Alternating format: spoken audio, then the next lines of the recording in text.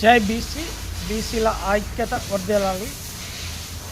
యావత్తు తెలంగాణ రాష్ట్రంలో ఉన్నటువంటి గౌడ్స్ని మరియు యాదవులని ఈ తెలంగాణ రాష్ట్రం నుండి రాజకీయ నాయకులైనటువంటి రెడ్డి వాళ్ళు, రెడ్డిలలో కూడా మంచి రెడ్డిలు కూడా ఉంటారు.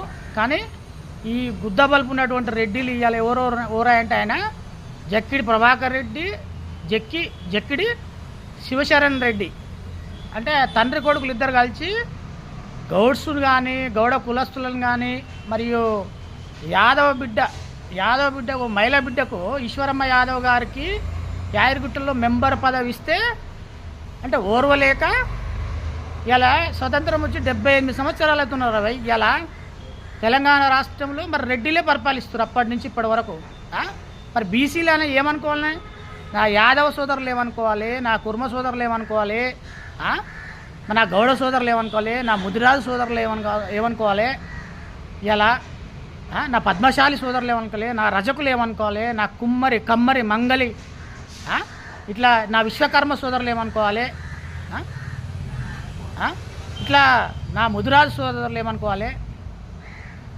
యావత్తు తెలంగాణ రాష్ట్రంలో ఉన్నటువంటి బలమైన కులాలు ఇలా బీసీ కులాలకు అన్యాయం చేస్తారంటే ఈ రెడ్డిలే రాజకీయంగా ఉన్నటువంటి రెడ్డిలే